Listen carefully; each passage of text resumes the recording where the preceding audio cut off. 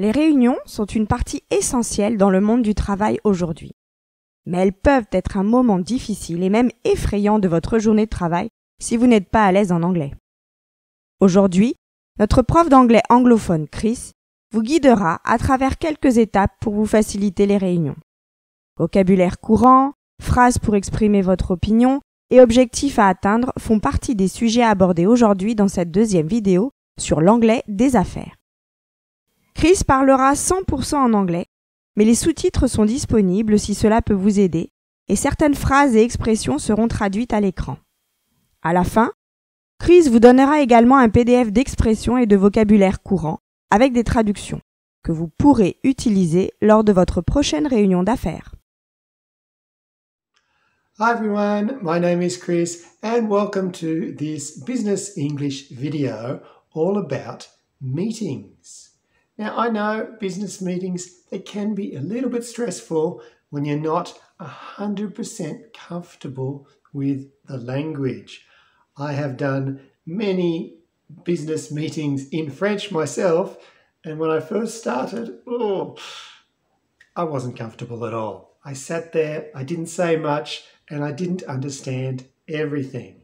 Well, today's video is for you to help you in business English in your next meeting. And I'm going to go through some really good vocabulary for you and some expressions, some really, really interesting expressions to express your opinion, to agree with other opinions, to disagree with other opinions, many, many, many things that could really help you in a business meeting. So let's go and start with some vocabulary for starting a business meeting.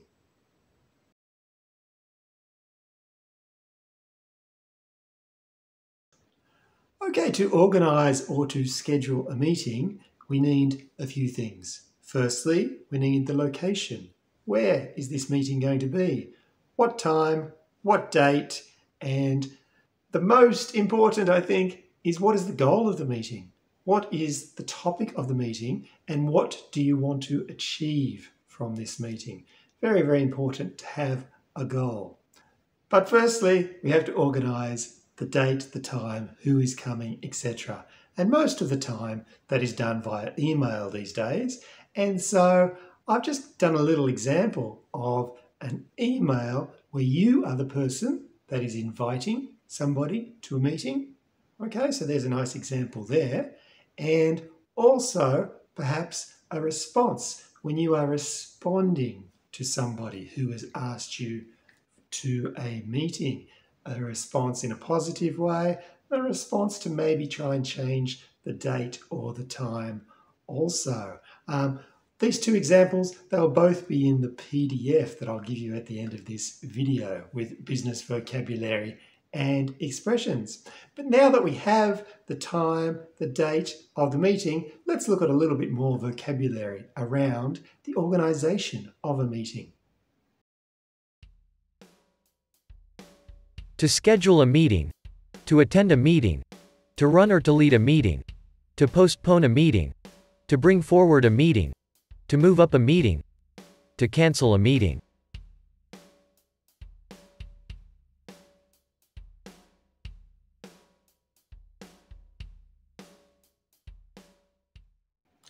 Okay, so now it is time to start the meeting. Now the start of the meeting can be very different depending on whether it is a formal meeting or an informal meeting. Now, a formal meeting will have a chairperson, will have a secretary, and they will read the minutes from the last meeting, the minutes. And when they're reading the minutes, they will then expect an update on what has happened in relation to what they talked about in the last meeting. If it was an informal meeting, then normally we'd start with just a little bit of small talk and then bang straight into what the goal of today's meeting is about.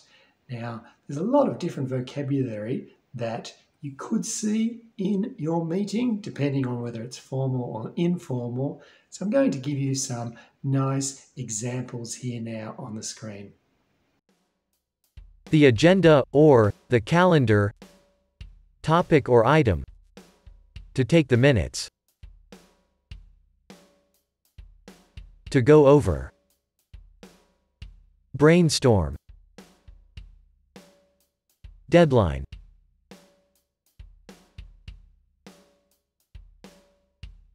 A show of hands. To wrap up. Let's go around the table. The purpose of this meeting is to. Our goal or aim today is to. Let's move on to.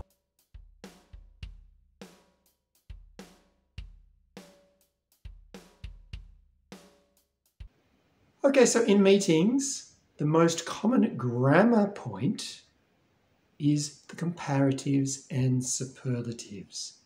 You are always comparing things in meetings. You might be comparing a product. This one is more expensive. This one is faster. This one is slower, etc. You could be comparing somebody that you work with, a person. He is more efficient. He is slower, blah, blah, blah, etc. There's always comparisons going on. Now, it is very, very important that you know your comparatives and superlatives in English perfectly to help you when you are speaking in the meeting. The comparatives and superlatives, I've talked about them many times before here on this channel. They are one of the easiest things to master in English. And once you do master them, it's great. You can talk about so many things. I will give a very, very quick summary now, but I'd also recommend maybe going and practicing them a little bit more if you're not comfortable with them. Okay, comparatives and superlatives. I divide my adjectives, that's describing words in English, into three families. Three families. Small words of just one syllable, things like fast, big, fat, tall. Fast, big, fat, tall, they are all just one syllable. That's family number one. Family number two are words that finish with Y. Okay, they finish with Y. Things like easy, busy, heavy. And then finally, family number three are longer words, two syllables or more, that do not finish with Y. Intelligent, expensive, comfortable. These are all examples of that third family. Now, take any adjective in English and put it into one of those families, and then you can make the comparative or the superlative. So, family number one, small words, tall. To make the comparative, we simply add er, taller. The superlative, we add est, tallest.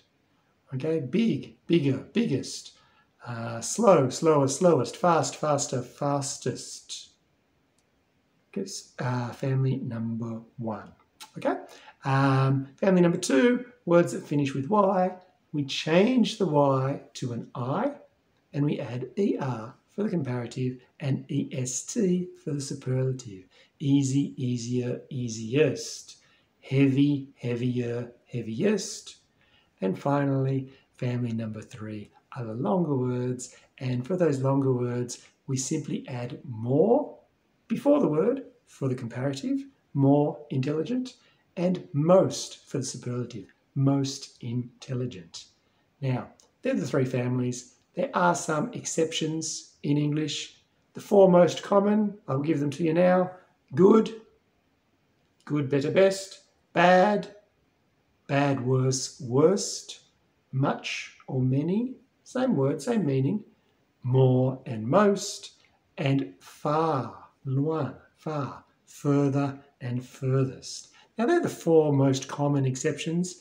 Almost all the other words in English fall into those three families. Now that will really help you with speaking in a meeting because there are so many things to compare, to talk about in a meeting. You're always comparing things. So make sure you know those rules perfectly before your meeting.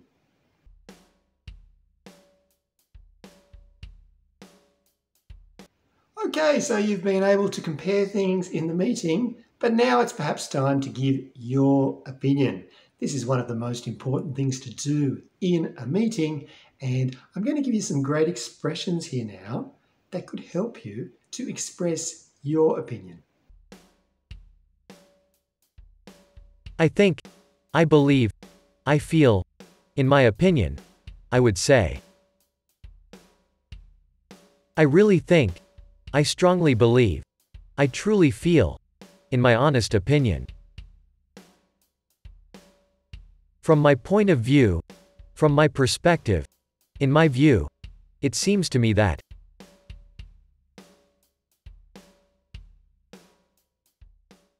Okay, so giving your opinions is such an important part of a meeting.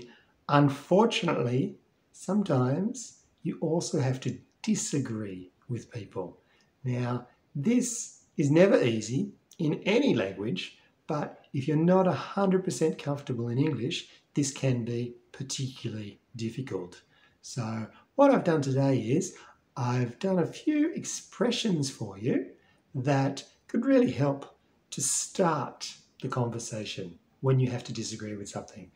It's important to be polite, but still be direct enough that they understand, okay, this person does not agree with me, but you're saying why you don't agree, okay? Don't just say, oh, I don't agree with that. It's important to give some reasons and explain your opinion. If you explain correctly your opinion, then it is much easier to then work together with this person to find a solution that you are both happy with. So here are some great expressions to help you with that. I'm afraid I don't agree. I'll take that into consideration. I understand how you feel, but I beg to differ. I see your point, but from our point of view that doesn't work. I agree with you to a point, but.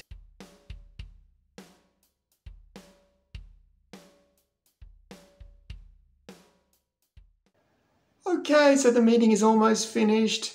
You're just starting to say goodbye, but before you do that, go back. The very first point, the goal of the meeting. Has it been achieved? If it hasn't, then you should really keep discussing. If it has been achieved, great. Yes, it is time to say goodbye.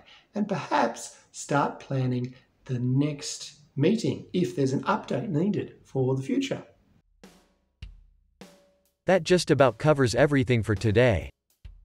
I'd like to thank everyone for coming and participating today.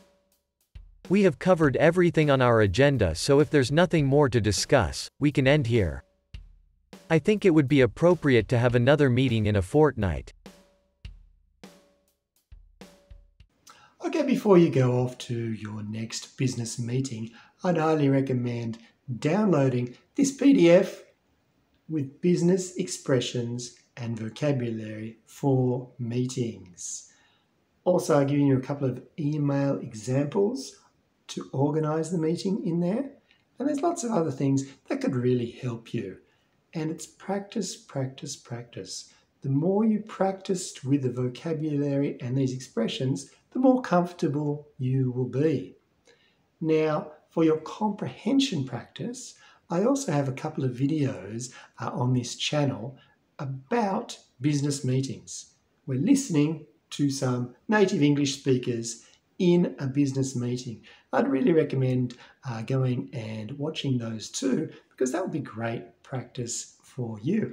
I'll leave the links in the description of this video.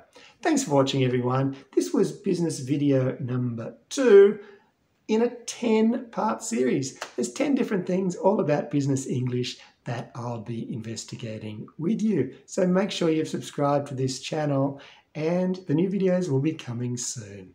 Thanks for watching, everyone. Bye-bye.